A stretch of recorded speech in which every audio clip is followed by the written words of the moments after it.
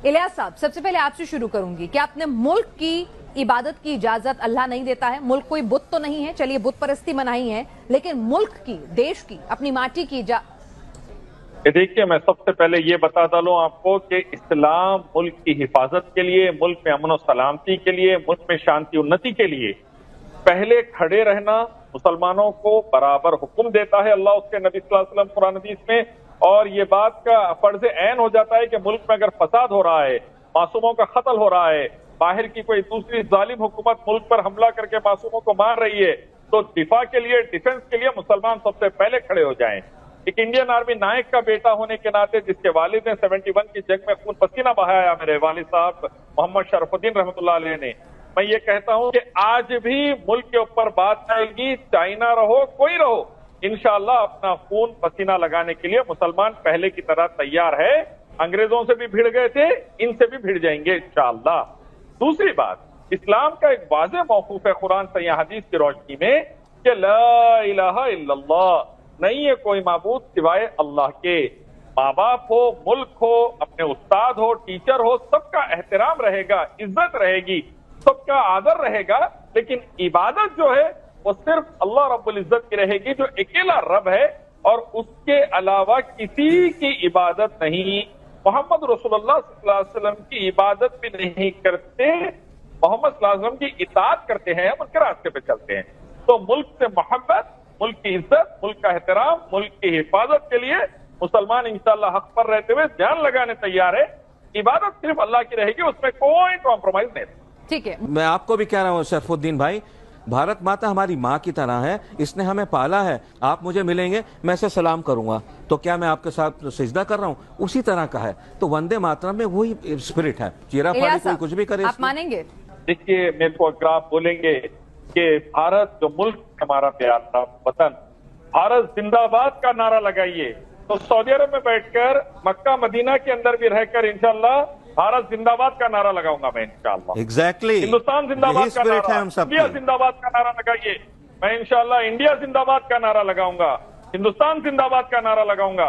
लेकिन मसला यह है कि जो वर्ड और टर्मिनोलॉजी है वंदे मातरम की, उसमें नीयत, जुबान, एक्शन, तीनों चीजें रिफ्लेक्ट ये करती है कि जमीन को आप सिजदा कर रहे हैं। मादरे वतन कहते हैं हम लोग कि ये मेरी मादरे वतन, ये मेरा वतन है जो मेरी माँ के बराबर है जनरली, उर्दू का एक टर्म है।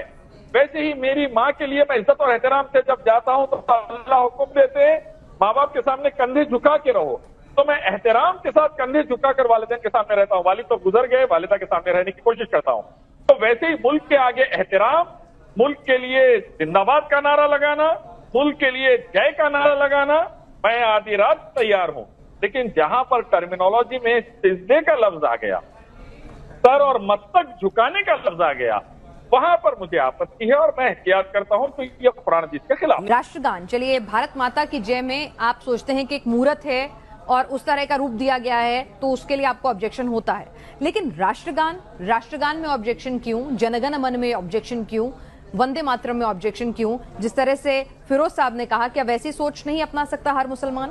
फिरोज भाई ने अपने तरीके से वंदे मातरम का एक पर्टिकुलर तफसीर, एक्सप्लेनेशन, इंटरप्रिटेशन निकाल लिया है और वो उस इंटरप्रिटेशन के मुताबिक कुछ अमल करना चाहते हैं।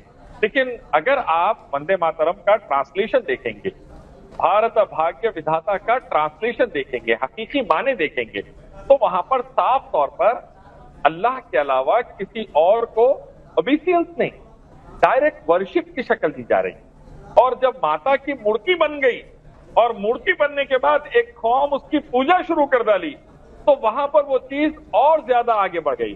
तो इसलिए ये कहा जा रहा है कि भाई कुरान से हदीस की रोशनी में जहां शिर्क की सख्त ममानियत है, इन तमाम चीजों से एहतियात किया जाए। बुत परस्ती आपको नागवार गुजरी, समझ में आता है, बिल्कुल समझ में आता है इलियास साहब, लेकिन हम यहाँ बात कर रहे हैं राष्ट्रगान की, जहां कोई बुत नहीं है। आप अपने देश के सम्मान में, तिरंगे के सम्मान में हम क्यों नहीं राष्ट्रगान गा सकते अगर हम उस देश के बाशिंदे हैं, अपने धर्म मजहब से अलहदा उठकर, ऊपर उठकर?